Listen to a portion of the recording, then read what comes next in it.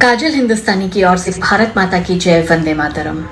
क्या आप जानते हैं आजाद भारत की 4 बड़ी और भयंकर भूलें क्या थी? ये भूलें थी कि हमने शिक्षा ईसाइयों के भरोसे छोड़ दी और इतिहास को कम्युनिस्ट के हाथों दे दिया।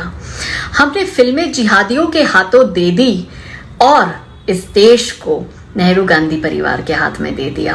ये 4 भूलें इतनी बड़ी थी कि हजारों वर्षों का हमारा गौरवशाली इतिहास किस तरह से सिस्टमेटिकली पिछले 70 सालों में मिटाया गया कि शिक्षा के माध्यम से पूरी की पूरी एक सिविलाइजेशन को खत्म करने का षड्यंत्र रचा गया। मुगल भारतीय बन गए और भारतीय काफिर बन गए। अकबर सहिष्णु बन गया और छत्रपति महाराज शिवाजी फासिस्ट बन गए। अफगानी आक्रांताओं की औलादें कश्मीरी बन गई और कश्यप ऋषि की भूमि कश्मीर में जन्मे कश्मीरी पंडित अपने ही देश में शरणार्थी बन गए। भारत को लूटने वाले यूरोपियन देश अमीर बन गए और भारतीय गरीब बन गए।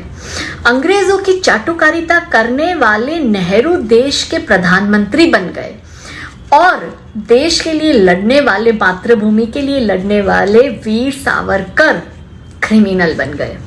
माओवादी बुद्धिजीवी बन गए और बुद्धिजीवी को भक्त का टाइटल दे दिया गया। टेररिस्ट एक्टिविस्ट बन गए और सेना हत्याचारी बन गई। कन्वर्जन सेक्युलर हो गया और रिकन्वर्जन कम्युनल हो गया। योगा साइंटिफिक हो गया और योगीज अनसाइंटिफिक हो गए। प्रोपोगेंडा को सत्य बताया गया और झूठ को इतिहास में जगह मिल गई कि अकबर तो एक महान लीडर था। तुष्टीकरण की राजनीति को प्रोत्साहन मिला और सबका साथ सबका विकास फांसीवादी हो गया।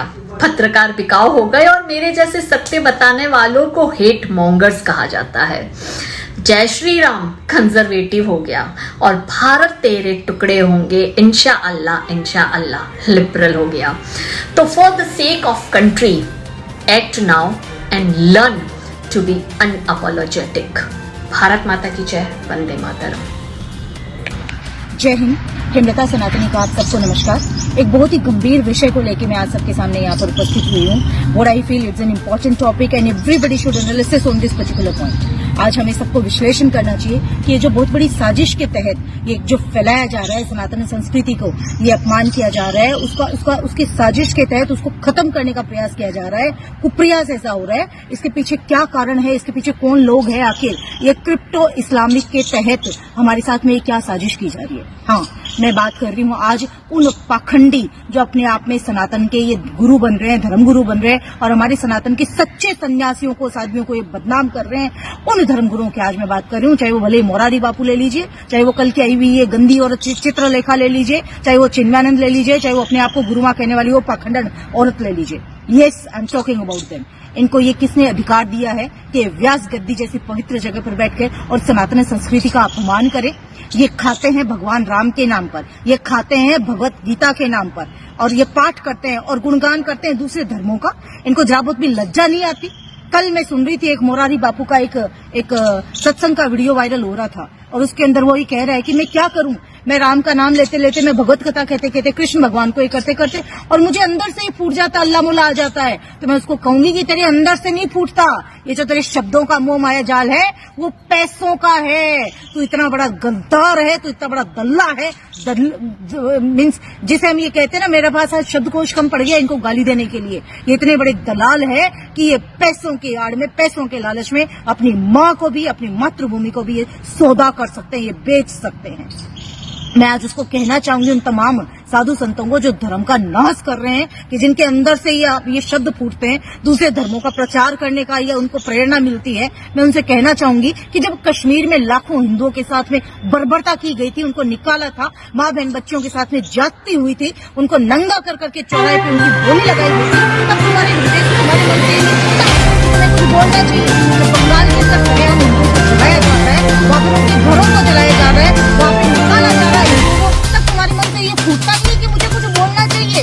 जब तुम्हारे नाक के नीचे सैकड़े हिंदू गांव, पूरा के पूरे एरिया आज हिंदू विहीन हो गए, तब तुम्हारे शब्द से, तुम्हारे अंदर से ये नहीं आता मुझे कुछ बोलना चाहिए। जब हमारे धर्म के प्रतीक, हमारे साधु सन्यासियों का मॉब लिंचिंग की जाती है, उनको घेर के मारा जाता है निर्दोष लोगों को, तब तुम्हारे मन से ये नहीं फूटता कि मुझे कुछ बोलना चाहिए। जो आज तुम ये बोलने लग गए कि दूसरे धर्मों का प्रचार कर रहे हैं, ये जो तुम्हारे क्रिप्टो इस्लामीकरण के लिए जो तुमने पैसा लिया है, जो तुम्हारे पास में अरब से ये करोड़ों रुपए का फंड आ रहे हैं, बड़े बड़े लाखों करोड़ों के तुम पंडाल सजा के, लाखों हिंदुओं को बुला के जो तुम परोस रहे हो, जो तुम दिमागी रूप से उनका धर्मांतरण करवा रहे हो, भारत में मैं बता रही हूँ कि ये सनातन समाज तुम्हें बख्शने वाला नहीं है। आज मैं दूसरी बात करती हूँ चित्रलेखा की, जो ये कहती है कि भगवत गीता का पाठ करते करते अजान अगर सुनो तो उसको रोक दो, बंद कर दो भगवत गीता को और अजान, उसको प्रणाम करो अल्लाह को।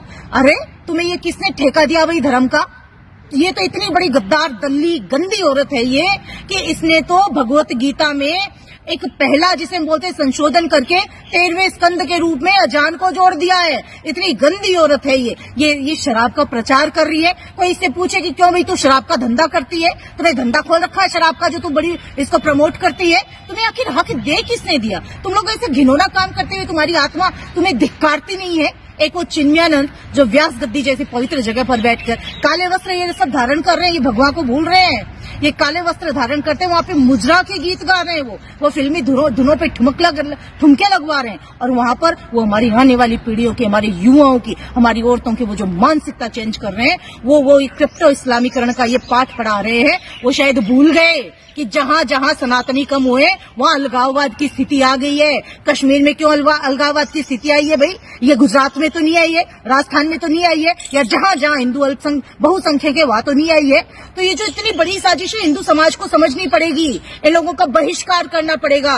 नहीं तो जो पुरखों ने हमारी गलतियां की है उन गलतियों को मत दोहराओ, अदरवाइज इनका अंजाम भुगतने के लिए आप तैयार रह जाना। ऐसे धर्म के गद्दारों को, ऐसे दलों को जो हमारे साधु संतों को बदनाम करते हैं, वैदिक सनातन संस्कृति का हर्ष कर रहे हैं, ये नाश कर रहे हैं, उनको सबक सिखाओ, उनका बहिष्कार करो।